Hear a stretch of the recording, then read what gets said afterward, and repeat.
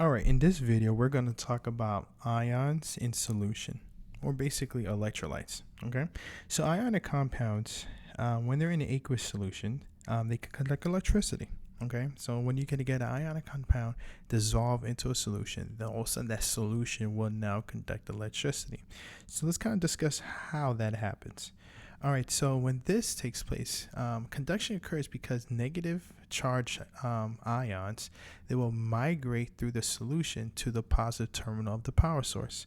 So let's just say this green wire here, right, is the positive terminal of this power source, right? And so what's going to happen is that you're going to have the negative ions.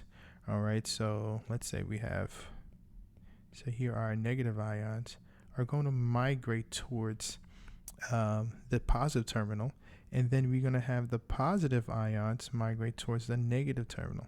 The point is that you have a flow of charged particles. So anytime you have a flow of charged particles, then that's when electricity occurs. Okay, and so this conduction is due to this flow of charged particles going to these opposite charged terminals. Thus, this will conduct electricity. All right, so then we have light. And so there's kind of like different types of electrolytes, right? So you have some substances that are strong electrolytes, right? These substances, they completely ionize when they dissolve into water. So something like, for example, sodium chloride is a strong electrolyte. If you put enough concentration of NaCl into water and completely dissolves, it's going to conduct electricity and conduct it really, really well. Okay. So that's an example of a strong electrolyte, right?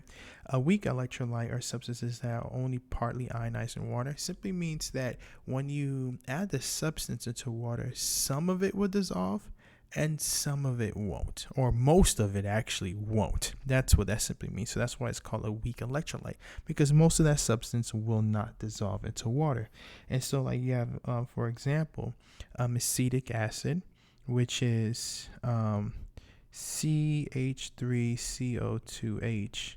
All right, if you were to dissolve this substance into water, some of it will ionize, meaning that it's going to break apart into and so when we talk about ionize, is that you're going to have CH3CO2 negative plus H plus. So it's going to break apart, right? Much like NaCl, when it ionizes, you have the sodium ion plus the chlorine ion, right? It breaks apart into its respective ions. When you have a weak acid, only some of it will break apart to its respective ions, all right? But most of it won't. That's why it's called a weak electrolyte. And then ultimately you have non-electrolytes, and non-electrolytes, they don't these are substances, even though it seems like they dissolve, they don't ionize at all. They don't break it to small parts or smaller ions. So like an example of this, it's like glucose, sugar, right? So you could take sugar, which is a solid, and if you put it into water, it's going to dissolve, but it won't break apart into smaller pieces, smaller ionized pieces. All right, sugar doesn't dissolve that way. So it's considered to be a non-electrolyte. So if you have pure water, you add some sugar into it, mix it up, and you were to put those probes for to see if it conducts electricity, you will find that sugar water does not conduct electricity. All right, and so these are your different types of electrolytes.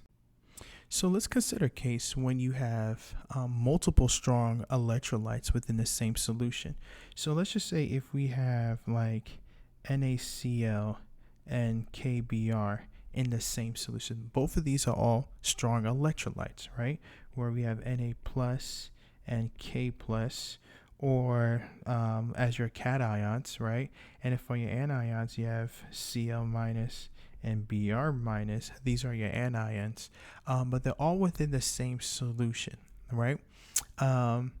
And so we cannot really talk about, a solution of NaCl or KBr, because when you mix them up, it's not going to cause a reaction. There's no new substance is going to form because they're all going to stay in solution. All right. But all we could say is that we have a solution that has 4 different ions in it. Right. And so these are the 4 different ions when you have these things mixed up: sodium ion, potassium ion, chloride ion, and bromine ion. All right. And so very similar situations come up, especially if we're talking about what's within the bloodstream. Right. In the bloodstream, there are plenty of different ions. They don't react with one another. Yes, they're important for different purposes, but when they're all mixed up, it's really difficult to assign specific cations or anions, or to talk about specific ionic compounds, okay, when they're in something like a bloodstream.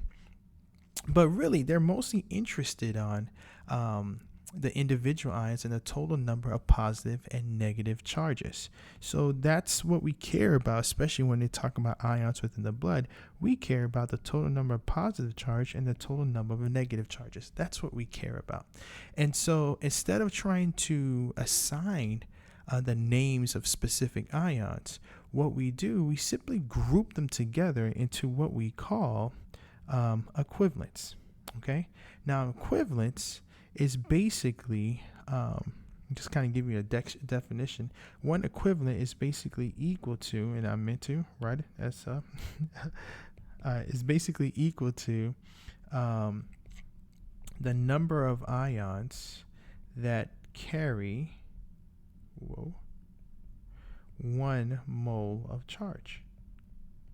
Okay, and so that's what that simply means. It's an equivalent is equal to, sometimes we call this AQ, the number of ions that carry 1 mole of charge. All right, and so let's just kind of break this down, and so that we understand exactly what this means. And so when we're saying that something is 1 equivalent, all right, so we're saying that basically it's 1 mole. I'm just going to use sodium ion as an example. 1 mole of sodium ion. Now remember, it's a 1 mole of charge. So what we're kind of looking at is this number here. All right. And so, like, for example, what does that mean? Well, let's say if we have 1 mole of calcium ion. All right. If you notice, the charge is +2. Well, that is actually 2 equivalents. All right, simply because the charge of calcium is +2. If we were dealing with, let's say, for example, 1 mole of aluminum, which has a 3+ charge, well, in this case it would be 3 equivalents. All right, so you kind of have to think about the actual charges themselves. Now, oftentimes, especially when we're talking about, concentration of ions within the bloodstream, the concentrations of ions in the body fluids are often very, very low. And so it's usually more convenient to talk about this in what we call milli equivalents. All right. And so a milli equivalent, so 1 equivalent is equal to 1,000 milli equivalents. So that's kind of like the conversion between, or if you talk about 1 milli equivalent is equal to 0.001 equivalent. All right.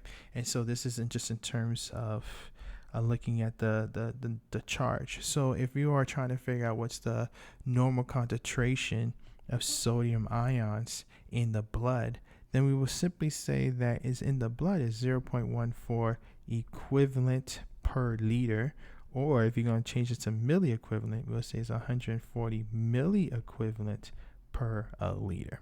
Okay, so that's the way that we can kind of look at this. So here's an example problem. So the normal concentration of calcium ion in the blood is 5.0 milli equivalents per liter. How many milligrams of calcium ion are in 1.0 liters of blood? All right, so let's kind of start off with, let's see what we know here. So we see that we're starting off 1.0 liters of blood, and that we know that the equivalent, the mole charge, right, it's 5.0 milliequivalents per liter. That's the concentration, really. And then we're trying to figure out how many grams. So this is just really just conversion process. Going from, really, we're going to start with 1.0 liters, and we're trying to figure out how many milligrams we have. All right, so I'm going to start with 1.00 liters of blood, right?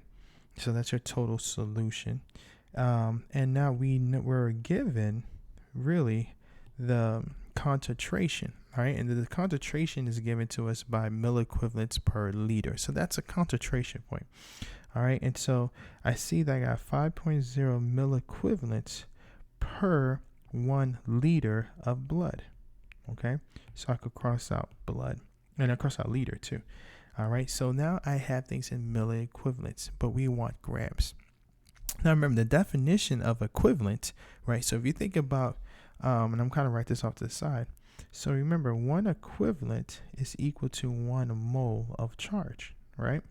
Now here is a milliequivalent, and so thank goodness. I mean, if it's all within, since a prefix is used in scientific units are all denominators of one another, right? They're denominations of tens and stuff like that.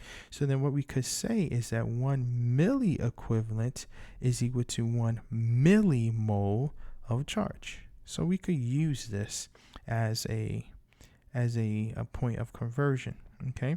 And so what we have here, and if you're talking about a case of calcium, remember calcium 2+. So this is a 2+, right? So we could say that for every 2 milliequivalents of calcium, we have 1 millimole of calcium. Okay, so we have that. And then lastly, we're going to milligrams, and so that conversion between the millis and stuff like that, it remains the same. All right, so we could look on the periodic table and we could say that 1 millimole of calcium ion is equal to, all right, the molar mass of calcium is 40.08 milligrams of calcium ion. Okay, and so we could see equivalents are canceled out, millimoles of calcium 2+ is canceled out, and so you're left with milligrams of calcium. And so when you plug this into the calculator accordingly and correctly, we get our answer to be 100 milligrams of calcium ion. So let's look at another example problem where we are going to calculate the mass needed to make a solution containing 0.65 equivalents of the phosphate ion. Okay, and so let's kind of start off with, we have 0.65 equivalents of the phosphate ion. All right, and so what we're going to do is convert the equivalents to moles. All right, and so we see that the charge here is 3, so it's 3 equivalents of the phosphate ion is equal to 1 mole of your phosphate ion. Okay, now we could go ahead and convert this to grams. All right, and we see that the molar mass of 1 mole of the phosphate ion is 94.9697 grams of the phosphate ion. All right, and so this is our math here, and then when you put this together accordingly, we get that the answer is roughly 21 grams of the phosphate ion.